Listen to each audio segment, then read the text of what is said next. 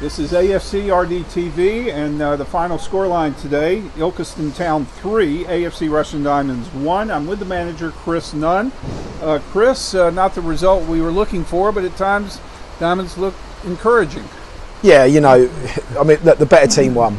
They were the best team. I don't want there to be any doubt about that, but we matched their work rate, if not the ability. They were their big, strong team. But the lads they didn't stop trying, didn't stop working. And for that, you know, I'm thankful to them, and also they should be proud of themselves. You know, they kept going to the end. But yeah, just today we just lost to the better team. Ooh, well, the first half almost was scoreless, but somehow they gave us the old sucker punch, scoring like in the first added minute. At the end of the first half of 3 added minutes, and that's just a terrible time to give up a goal. Yeah, look, I mean, there's never a good time to concede, but that hurt a little bit at half time. But what it did do, it did give us the opportunity to regroup.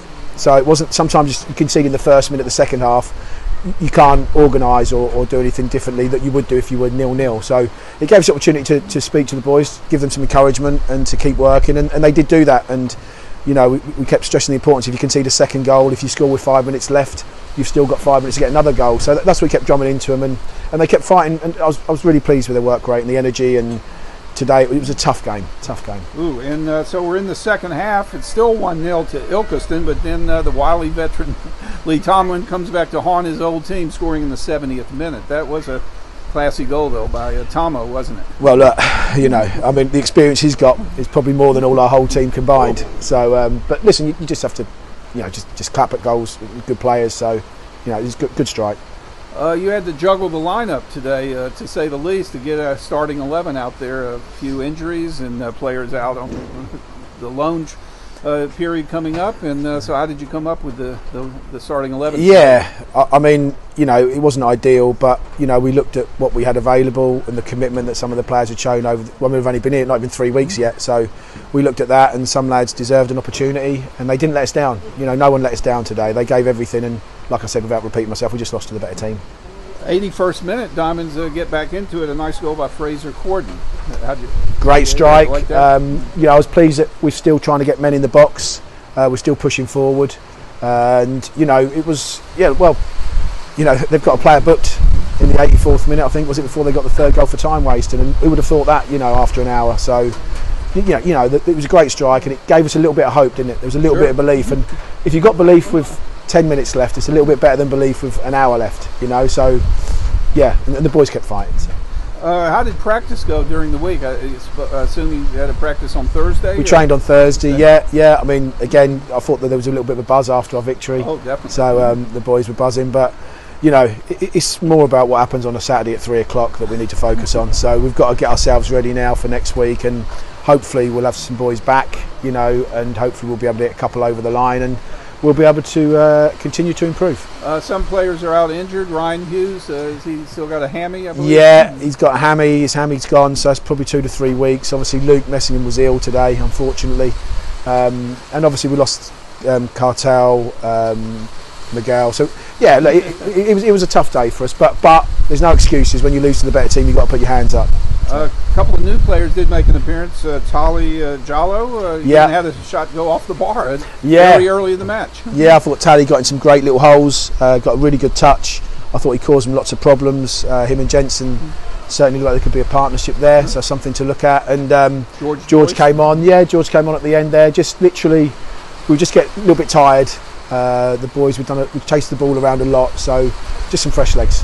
And of course, the focus now on the next match. Let's see, that'll be Rush All Olympic. Yes. Yeah. Liam, good manager, good side. They'll be very similar to what we played against today. So yeah, we'll have to just work really hard and go again. All right. Well, safe journeys back home in this driving rain. Lovely. Thank you. Oh, also, by the way, just thank you to the supporters today. Absolutely fantastic. And thank you so much. Yeah, brilliant. Very good. Well, Charlie, a disappointing afternoon, 3-1 to Ilkeston on the day, and is it fair to say they are deserved winners in the end? I think just about, yeah. I think they kind of bossed the game a little bit. You know, we had a little game plan for ourselves. I think we stuck to that pretty well, pretty much for the whole game. You know, we target to try and stay quite tight, kind of stay in our shape, make it hard for them. And I thought we did for most of that first half. They got one right before half time, didn't they? Which is a bit of a killer. Which personally I do think is offside. We have to wait for the VO, but I've kind of had him on the shoulder, so I knew it was offside. And when the linesman didn't give it, I was a bit disappointed. But football, that's they come and go nowadays. So but. Just looking at that goal, it was obviously a disappointing time to concede. Did that affect Chris's team talk at all? Not at all. We kind of knew what our game plan was. We knew if we'd go like a goal down, we kind of stick to the plan. We still had 45 minutes to go, so we knew what we were doing. We nicked a goal in the second half, which altogether we thought we could get something again, and that was what we discussed at half time as well. We all have belief in there. We wouldn't be here if we didn't have belief. So we want to do well for the club, and I thought today we showed that we can do it. Ilkeston obviously had a number of attacks during the game, a lot particularly getting out wide and getting the balls into the box with those crosses. Is that something you were aware of before the game, that they'd like to cross the ball that often?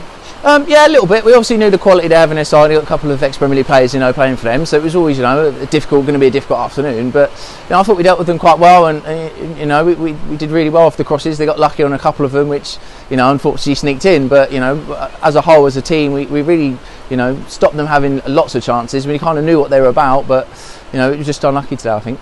There was a number of counter-attacking opportunities. Of course, that's where our goals stemmed from. Quite a number of them, of course, broke down as well. Obviously, we gave the ball away a few times in those situations. But was that the strategy, particularly going into that second half when they had that spell on top, to try and hit them on the counter? Yeah, like I said, so we had the game plan. So we knew what we had to do. We knew we came here and we weren't going to dominate the ball for the whole game, because they're a good team, Ilkeston. So we knew that we'd have to play on the counter-attack, and I thought we did execute that quite well at times. Maybe a little bit quality in the final third. We need to get a little bit better, but that will come. We can do that, and we've got our goal today, and we possibly could have had a couple more. I know Tally hit the bar in the first half as well. Another day that dips in. We go 1-0 up, and the game changes. So, we're getting there. We'll get there. Moving on, then it's Russia Olympic next week at Hayden Road. They're a side flying at the moment. I think they've only lost 1 in 12. But how do you approach a game like that against a side in such form as they are? You approach every game pretty similar, to be honest. You do your homework. You've got to have a plan going forward. But you approach every game to win it. We wouldn't be playing here for Diamonds if we weren't trying to win every game. So we're at home. It's on our turf. They've got to come to us. They play on an artificial. Our pitch, has seen better days. Let's be honest. But so it's going to be a good game. It's going to be an interesting test. But I think we could have them next week, to be honest. Well, thanks for coming to speak to us, Charlie. We'll see you again next week. No worries. Thank you so much.